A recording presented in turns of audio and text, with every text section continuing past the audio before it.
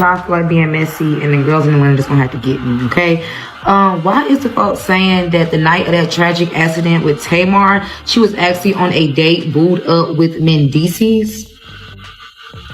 Yes, married Mendeecees, the one that's going through it right now on Love and Hip Hop for cheating on Yandy with all them women. Yes, they are saying that him and Tamar was holding hands, all canoodled up, booed up. The streets of Atlanta never stay quiet, and on this night, the whispers turned into thunder. The city that thrives on scandal suddenly found itself obsessed with three names that no one expected to see together: Tamar Braxton, Yandy Smith, and Mendeecees Harris. The very mention of those names in one sentence was enough to send blogs into overdrive and fan pages into meltdown. And when the first rumors surfaced that Tamar Braxton had been spotted at the V12 Lounge with none other than Mendeecees Harris, the kettle wasn't just whistling, it was screaming. The story was outrageous, but the streets love outrageous. And when outrageous came paired with blood, bruises, and betrayal, it was the kind of tea that could shut down timelines for days. They said Tamar Braxton arrived at the club looking radiant. The kind of energy only a woman who wants to be seen brings into a room. Neon lights caught her face, laughter spilled across her lips,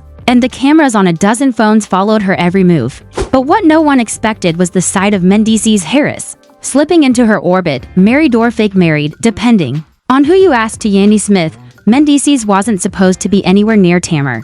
Yet witnesses whispered that the two locked in all night. From the VIP booth to the bar, from laughter to hushed conversations, their chemistry seemed undeniable. By 1 a.m., the whispers turned into shouts. The two allegedly left together, and hours later, Tamar Braxton would wake up in her own home bloodied, bruised, and missing teeth. The moment that detail hit social media, chaos erupted. To get this out the way, okay, before we even get to the top of the show, I don't know what happened to the lady.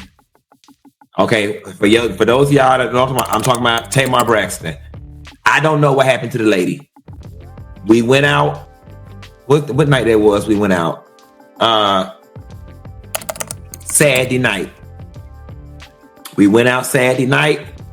We went to the Roof Chris. We ate. We had a good time. Fan pages plastered headlines: Tamar Braxton bloody after night with Mendeecees Harris. Gossip blogs pulled out their megaphones, each spinning their own version of the story, and in the middle of it all, Yandy Smith remained silent. That silence was louder than any denial could have been. It made fans ask, was this revenge? Did Yandy Smith finally decide to handle things her way? Or was Mendeecees spiraling so far out of control that he was dragging everyone down with him? Then came the leaked DMs. Screenshots began circulating in private group chats, then exploded onto Twitter threads and messy Instagram blogs. One alleged DM showed Mendeecees Harris messaging someone late at night. She's not supposed to know about this, keep it low, Tamar different though. Another claimed message had Tamar Braxton replying with a heart emoji, paired with the words, "You know I can't keep hiding like this, whether real or fabricated." The screenshots lit gasoline on an already burning fire. Fans divided instantly. Some screamed that Tamar Braxton was reckless, chasing after another woman's men. Others swore this was Yandy Smith's doing, a planted distraction to make Mendeecees look guilty while she cleaned up her own skeletons. And then came the voice notes. A mysterious account dropped an audio clip, supposedly of Tamar Braxton slurring her words, crying and saying, "I just can't believe he left me like that. I woke up in blood. Where is he? Why would he do this?" Whether it was really her voice or a cleverly edited fake, the damage was done. Hashtags like #TAMAR Bloody Night and #YandyRevenge trended within hours. Twitter was relentless, TikTok was ruthless, and Instagram flooded with memes that made the tragedy look like a reality show plot. But behind the laughter was fear, because nobody could explain what really happened to Tamar Braxton that night. Not even Funky Deneva, who admitted he had been with Tamar earlier that evening before going home. He told his followers that hours later, Tamar called him in a panic, asking for Dr. Heavenly's number to fix her teeth. "She didn't tell me what happened," he confessed. "She just said she woke up in blood." That admission only made the questions sharper. What could cause a woman to wake up bloody, broken, and terrified with no memory of the night before? And while fans debated, the blogs fanned the flames. Tasha K dropped her infamous red wine report. The streets are whispering, child. Word is Tamar Braxton was vibbing real close with Mendeecees Harris at V12 Lounge the night before the accident. Eyewitnesses say they left together. Now what happened after that? That's the million-dollar question coming from Tasha K. The report was messy, dramatic, and impossible to ignore. She claimed sources confirmed Tamar had been working with Mendeecees professionally. He was cast as the lead man in one of her upcoming visuals, but her voice dripped with shade, implying more than business might have been on the table. Meanwhile, fans unearthed old receipts about Tamar Braxton's alleged history with married men. Threads resurfaced the decades-old rumor about Jermaine Dupri's father and the infamous elevator fight with his mother. Whether true or not, the timing made it all feel relevant again suddenly. The narrative painted Tamar as a woman with a pattern, and Mendeecees as just the latest in her messy history. But that wasn't the whole picture, because lurking in the shadows was Yandy Smith, and fans weren't about to let her off the hook. Old clips resurfaced from Love and Hip Hop where Yandy Smith admitted to sliding into DMs, pretending to be someone else, sometimes even pretending to be Mendeecees himself to control narratives and protect her image. Fans pointed at that history and said, "See, this is Yandy all over again. She set this up. She made this mess look real just to distract from her fake marriage." Suddenly, the villain of the story wasn't just Mendeecees or Tamar, it was Yandy, the silent puppeteer, the mastermind in the background who never screams, never rants, but always moves with precision. By the time the sun rose, the city was in shambles. One woman was bloodied and broken, one man was silent and suspicious, and one wife was posting curated family photos on Instagram, while the world accused her of masterminding revenge. And yet, nothing was confirmed, no police report, no medical statement, just blood, bruises, and whispers that wouldn't stop. But just when fans thought the night couldn't get messier, a second set of leaked DMs dropped. This time, the messages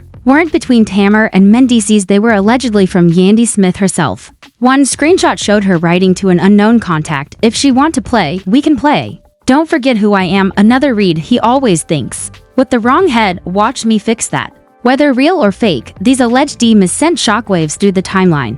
Now it wasn't just a scandal, it was a potential setup. And everyone was asking the same burning question. Was this a tragic accident, a secret affair gone wrong, or Yandy Smith's revenge? The morning after the leaks, Atlanta wasn't just buzzing, it was boiling. The leaked DMs that allegedly tied Yandy Smith to some sort of revenge plot had shifted the entire narrative. Fans who had spent the night dragging Tamar Braxton for sneaking around with Mendeecees Harris suddenly froze. What if this wasn't about Tamar's recklessness at all? What if this was about a wife who had grown tired of being humiliated in public and decided to remind everyone that she doesn't just sit quietly, she strikes when the cameras aren't rolling? By noon, #YandyRevenge was trending across Twitter and TikTok. Memes painted her as a mafia wife in stilettos, the kind who never yells but always wins. And yet, there she was on Instagram, posting a cheerful family photo with Mendeecees and the kids. No caption, just a heart emoji. To the untrained eye, it was wholesome. But to fans dissecting every pixel, it was war. Why post family unity when the streets are saying your husband just left Tamar? Bloody, either Yandy Smith was in complete denial or she was reminding the world this is her family, and she'll do whatever it takes to keep it intact. Meanwhile, Tasha K doubled down. She went live that evening, wine glass in hand, grinning at the chaos she had unleashed. "Y'all thought the first sip was messy, baby. I ain't even poured half the bottle." She claimed she had exclusive screenshots proving that Tamar Braxton and Mendeecees Harris had been in contact for weeks, not just one night. She flashed blurred images of alleged texts where Mendeecees wrote, "Yandy doesn't need to know. I just want peace when I'm around you." Another message from Tamar read, "You're not mine, but you feel like home." Whether the receipts were authentic didn't matter by then. The blogs had already ripped them apart. Fans had reposted them 1,000 times, and the streets had declared their verdict. This wasn't an accident, it was betrayal. But the chaos didn't end there. Out of nowhere, an anonymous account dropped a blurry video clip allegedly from a security camera inside Tamar's building. The clip showed a figure, tall and broad, entering the building with her around 1:20 a.m. 10 minutes later, the same figure left alone. The grainy footage made it impossible to say for certain who it was, but the internet didn't care.